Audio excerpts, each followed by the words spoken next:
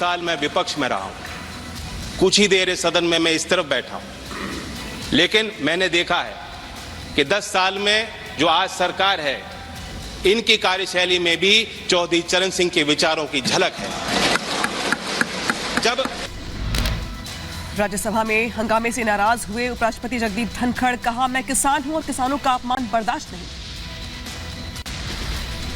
दिल पर आप चोट कर रहे हो, उसके दिल को दहका रहे हो।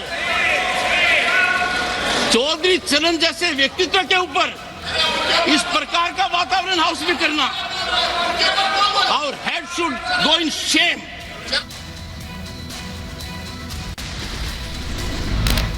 चौधरी चरण सिंह के अपमान पर विपक्ष पर भड़के केंद्रीय मंत्री पीयूष गोयल, कहा अपमान के लिए देश से माफी मांगनी चाहिए। देश से और इस सदन से माफी मांगनी चाहिए। जिस प्रकार से उन्होंने आज चौधरी चरण सिंह जी का, डॉक्टर MS स्वामीनाथन और नरसिम्हा राव जी का अपमान किया है, जिस प्रकार से देश का अपमान किया है।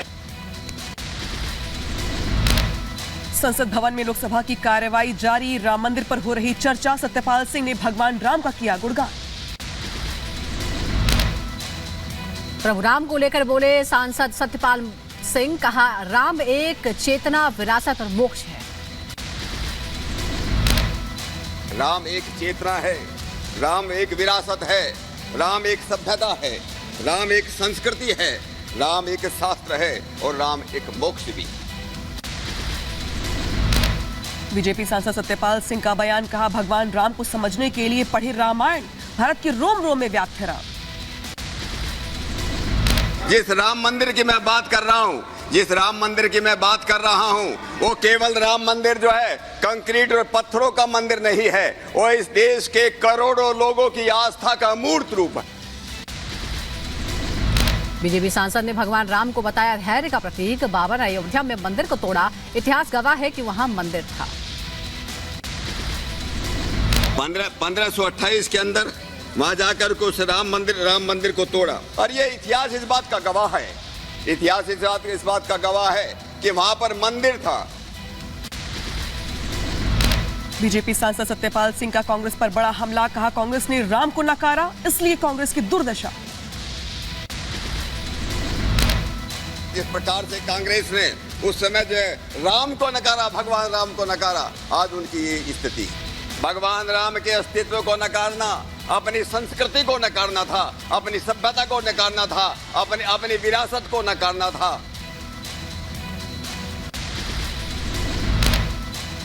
लोकसभा में भगवान राम को लेकर बोली केंद्रीय मंत्री साध्वी निरंजन, कहा हम सभी के हैं राम।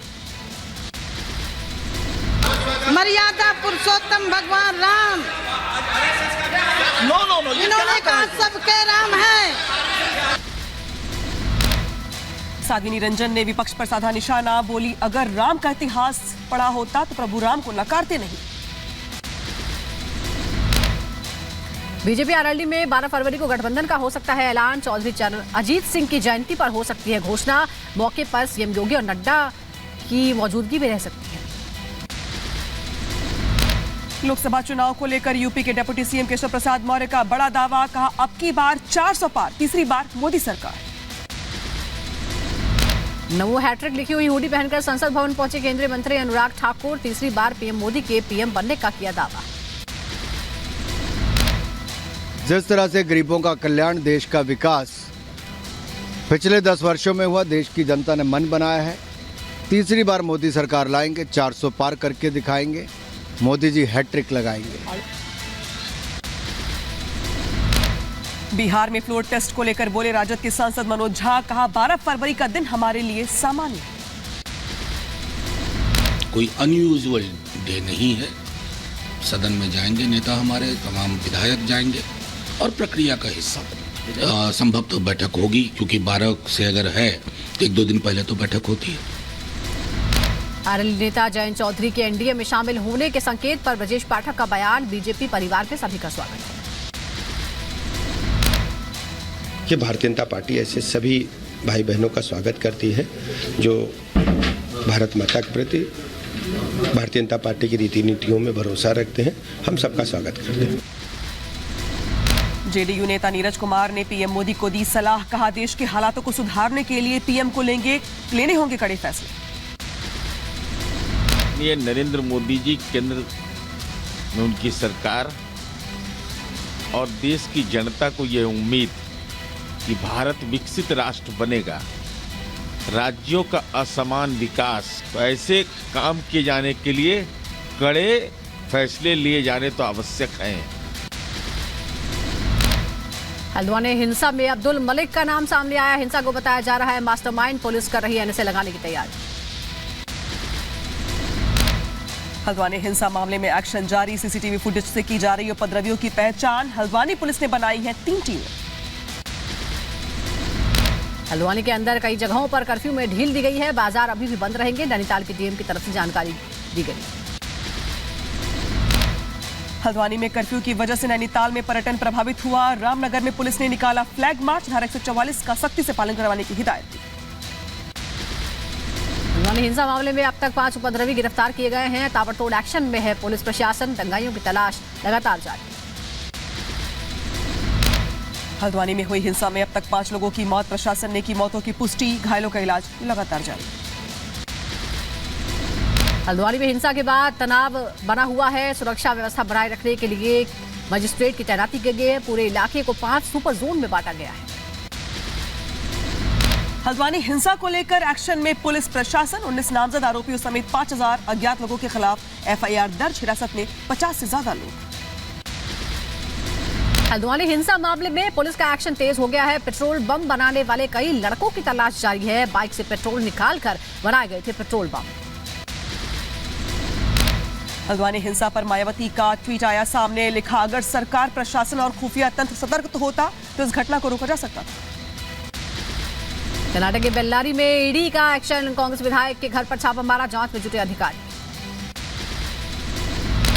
जम्मू कश्मीर में एनआईए की ताबड़तोड़ छापेमारी, 12 से ज्यादा ठिकानों पर मारी रेड। बड़े पैमाने पर आतंकी समूहों की भर्ती मामले में एक्शन। एनआईए ने इस्लामिक मॉडल हाई स्कूल के परिसर में छापा मारा है। 100 मीटर के अंदर 2 स्थानों पर छापेमारी की गई। तमिलनाडु के कोयम्बटूर में हुआ बड़ा हादसा, कार सिलेंडर में विस्फोट। हमले के बाद एक्शन में एनआईए, कई स्थानों पर की गई छापेमारी। आज पुणे के दौरे पर जाएंगे यूपी के सीएम योगी आदित्यनाथ। रविवार को गीता भक्ति अमृत महोत्सव में लेंगे हिस्सा।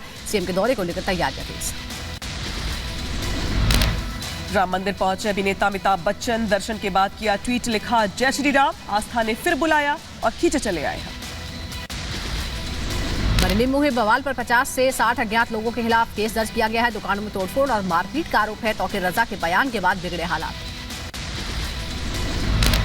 काशी और मथुरा में भव्य मंदिर के निर्माण के लिए संत की कठिन साधना। दंडवती परिक्रमा कर संगम नगरी पहुंचे मौनी स्वामी जी महाराज। मंगलुरु में कन्नड़ जिला समिति ने निकाली रैली। पूजा स्थलों के सुदृढ़ीकरण की मांग के खिलाफ किया विरोध प्रदर्शन। रैली में